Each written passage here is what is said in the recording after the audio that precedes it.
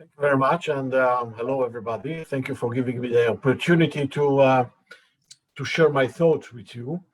And I would like to concentrate in my presentation on the Palestinian Authority, and I'm trying to make some major claims about the state failure of this entity, and to talk about the paradoxical reality where authority that was first established um, according to the Oslo Agreement, in order to realize the Palestinian independence and sovereignty, and actually to be the main platform for the creation, the establishment of the independent Palestinian state, eventually became to be the main obstacle for this creation. So. First of all, I think that it will be useful to distinguish between the Palestinian Authority, as I say, the creation of the Oslo Agreement, and the Palestinian the Palestinian Liberation Organization, the PLO, which is the organization or the representative organization of the Palestinians, which Israel actually negotiates with, and the PLO is the part of the agreement and not the PA. Actually, the PA has no role, at least not official role, in the negotiation process with Israel, in the Oslo Agreement, and in the political process. The Palestinian Authority is, as I said, the political or the technical platform for the daily life, or for running the daily life of the Palestinians who are under the control of this entity. Now, I would like to make some 4 or 5 main arguments, and we try to base this argument during this short presentation. First of all, I think that we have to understand that during the years of its existence, the Palestinian Authority eventually has failed to achieve its main 2 goals. The first one is the end of the Israeli occupation. If you want, this is the other side of the coin of Palestinian independence. And secondly, the establishment of an independent state. The second argument is that the Palestinian institutions actually have been established. The Palestinian government, and the Palestinian government provides education, health, and welfare services to the population, but generally speaking, its level of institutional functioning is very low. Thirdly, the Palestinian Authority is characterized by, I would say, functional failures, corruption, nepotism, and inefficiency, and it lacks broad public support. I mean, all the idea of popular support and legitimacy is something that we will elaborate on later on, but this is something which is very essential and unfortunately very absent in the Palestinian political life or arena. I think that generally speaking, the Palestinian Authority can be characterized as a failed state, although it is not officially a state, it's only a semi-state entity, and we are talking about 2 semi-state entities in the Palestinian arena: the Palestinian Authority in the West Bank and Hamas in the Gaza Strip. Both of them are failed entities, and we have to remember that talking about a state failure or failed state, we are talking about a relative term, okay? And therefore, all the Arab sphere around Israel, along the borders of the state of Israel, Egypt, Jordan, Syria, Lebanon, and even a bit broader, okay, Iraq, Yemen, Libya, all of them are failed entities, but they are in different levels of state failure, and the state the failure in Syria is not like the state failure in Egypt, or not like the state failure in Jordan or Lebanon. Okay, and the same with regard to the Palestinians. The Palestinians, generally speaking, or the Palestinian Authority, generally speaking, I think that each performance is relatively in a higher level in comparison to other Arab republics like Yemen or Libya that actually do not exist, or even in comparison to Lebanon and Syria, which are still exist, okay, but they are in a higher level of state failure. But it doesn't mean that the Palestinian Authority is not a failed entity. Now, I would like to talk about some major explanations to this reality, or to the trying to explain why eventually the Palestinian Authority began as a failed entity and remained failed entity. I think that the most important explanation is the Palestinian failure actually to do or to implement the transition process from a revolutionary liberation movement to a state founding leadership. I mean, this was the main or the major failure of and Abu Mazen, unfortunately, in his way, continued in this manner, or in this path. And although Abu Mazen, in comparison to Arafat, rejects violence or terrorism, okay, not because he thinks that it is immoral, okay, or it is not justified as long as it concerned to Israel, but he believes that it is not useful strategically for the Palestinians to use violence or to use terrorism. But although he rejects the idea of using terrorism against Israel, he justifies, okay, or at least he is part of the glorification process that occurs in the Palestinian arena with regard to Palestinian terrorism. And although he rejects, at least officially, the use of terrorism, he actually rejected the Israeli Prime Minister Ehud Olmert's proposal during the Annapolis process in 2008, the beginning of 2009. Those who are trying to, I would say, to be more considering regarding the Palestinians will say that they didn't reply. I think that it was a rejection of the proposal. And Abu Mazen was the Palestinian president those days. I think that since Netanyahu came to power in 2009, Abu Mazen and the Palestinian leadership have preferred, I would say, to adopt the idea of internationalization of the conflict. Saeb Erekat declared publicly, even before Netanyahu was elected in 2009, that the Palestinians will not negotiate with Netanyahu. And actually, they did all the possible efforts not to negotiate with Netanyahu since 2009.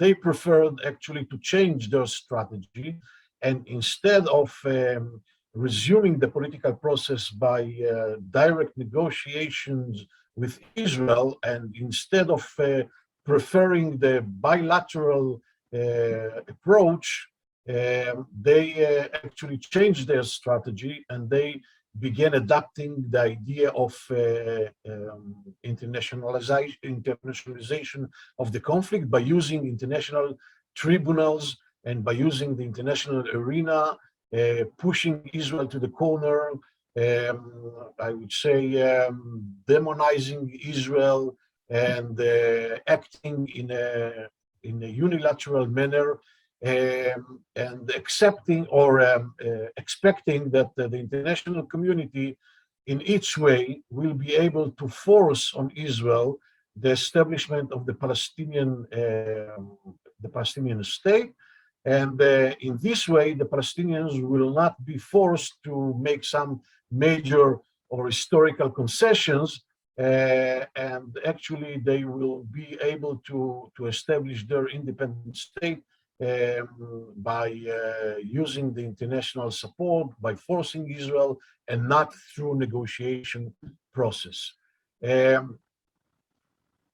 I think that the consequences of the wrong strategy that the Palestinians used during the years, and mainly, I would say, in the last decade or a bit more than a decade, since 2009, actually brought the Palestinians to what I term as the lost decade.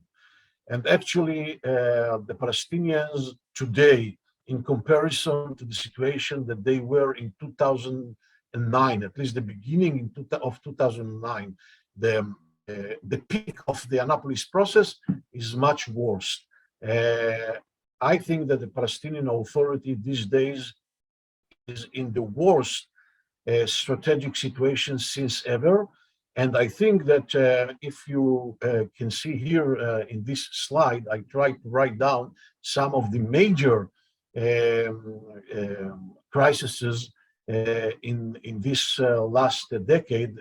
We don't have time to go over all the events or crises, but I would like to mention at least two or three of them. I think that the major and the most important event is the split between the Hamas and the Palestinian Authority, between Hamas and Fatah. And actually, this is a fragmentation, not only from the geographical point of view or ideological point of view. This is something much deeper than that. And I think that we have to understand the Palestinian arena, or we have to understand the developments in the Palestinian arena as a reflection of the broader context of the Middle East, understanding that this is not a sole Palestinian issue. This is something that reflects, I would say, the broader friction between four axes in the broader Middle East, where Hamas belongs to one camp or to one axis, which is the political Islam, the Muslim Brotherhood. Hamas is the Palestinian version of the Muslim Brotherhood, where Fatah slash the Palestinian Authority belongs to another camp, to another axis, which is the Arab Sunni pragmatic axis, which is led by Egypt and Saudi Arabia.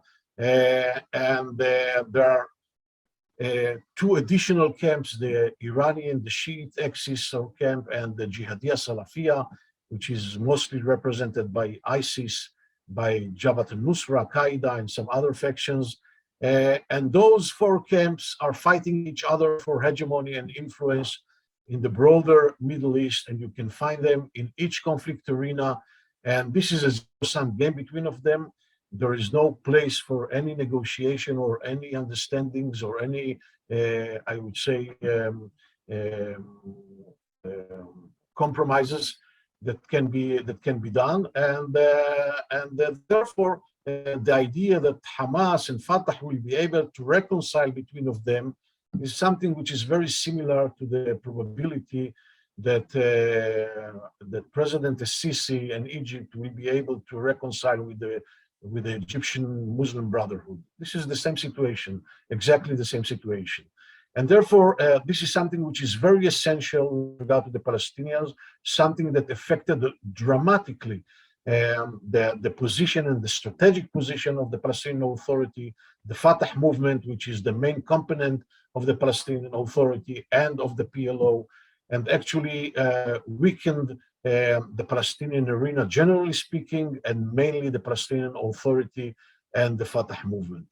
A second event that I would like to mention in this regard is the Trump presidency, the 4 years of Trump presidency, that eventually brought, first of all, to the recognition, the American recognition with regard to the Jerusalem as the capital of Israel. This is, by the way, a recognition that was given by the Americans in 1995, but this time it was something new. Actually, the removal of the embassy, it was something that changed all the cards in the game.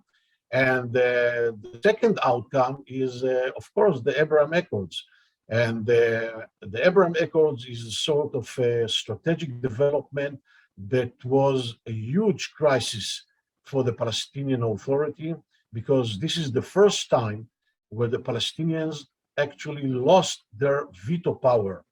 And all the idea that they will be able, they, I mean the Palestinians, will be able to block the Arab countries from normalizing the relations with Israel until the Palestinian issue will be settled, okay? This veto power actually was lost when 4 Arab countries decided to normalize officially the relations with the state of Israel, and actually to signal to the Palestinians, we are tired and we are not going to continue constraining ourselves and to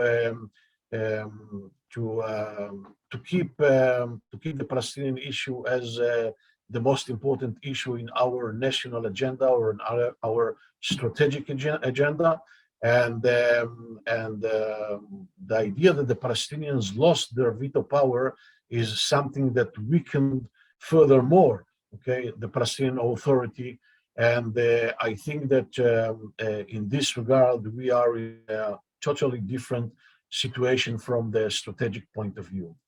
Now, it is, I think, it is important to mention that during the years of the existence of the Palestinian Authority, there was a window of opportunity of several years under the primarship of Salam Fayyad, who actually is, I would say, a sort of an outsider in the Palestinian Authority. He's not a Fatah member. Actually, he was not, I would say, a typical Palestinian leader, okay? And he served most of his years not in Palestine, but abroad, okay, in the World Bank, and he is very Western from, I would say, from regarding his perspective and his political behavior. And when he became to be the Palestinian Prime Minister, he actually began in building and strengthening the Palestinian state institutions, strengthening the Palestinian economy, and actually, in a sense, he was very similar to Ben-Gurion with regard to his strategy, because he said, we demand that all Palestine will be Palestinian, which means from the river to the sea. In this regard, there is no difference between Salam Fayyad and the other Palestinians leader. But he said that for the time being, we are not able to fulfill or to realize our, I would say, intentions, and therefore we have to concentrate on what we have in hands, and we have to build our capacities. We have to build our economy, our institutions, our civil society. We have to build the state. And maybe someday when we will have an independent Palestinian state and to be strong enough, we will be able to realize or to fulfill our national aspirations. I think that Fayyad was the most successful prime minister. He was a very good technocrat, but the problem is that he did his job too good in the eyes of the Palestinian, I would say, old guard, and because he dealt with corruption and nepotism, and because he took the control over the security apparatuses, all of this old guard of the Fatah felt that they are losing control, and they felt that they are actually losing all of their, I would say, advantages that they used to have during the years of the Palestinian Authority when they ruled or they controlled directly the Palestinian Authority. They lost all the privileges that they used to have, and therefore they decided to kick him out, and he was forced to finish his, I would say, primarship, and Palestinian Authority came back to the old tradition of a state failure since then till these days. Now, I think that another explanation to the Palestinian state failure. Kobi, you have to go to your conclusion. Okay, so I will come to my conclusion in 2 minutes. I think that the one-dimensional narrative of the Palestinians, the idea of sticking to the absolute historical justice and keeping the principle of nothing is agreed until everything is agreed, and this is a sort of a formula that brought them eventually to nowhere.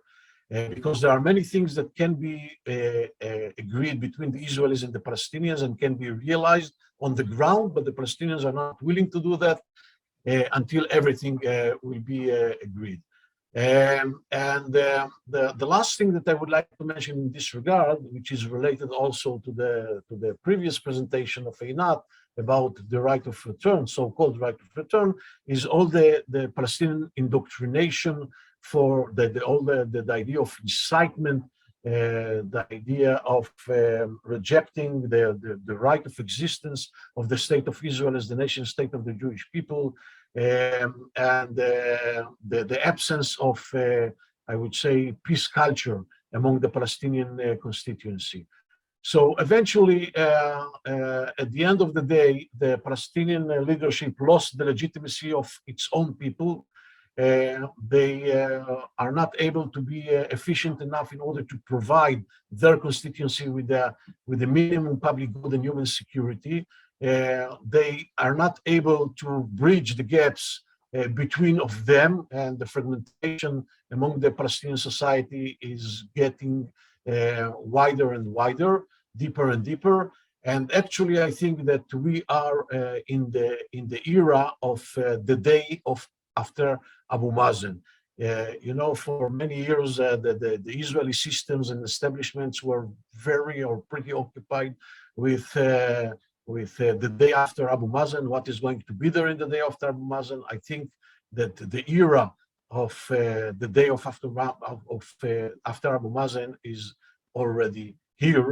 And in this regard, I think that Israel faces a very severe challenge vis-a-vis the Palestinian Authority. And I think that, and here I will conclude, I think that we have to understand that there is no any real probability in the seen future for a top-down political process between Israel and the Palestinian Authority, and therefore we have to change our perception and our strategy, and not to think in terms of maximizing prospect, but minimizing damages.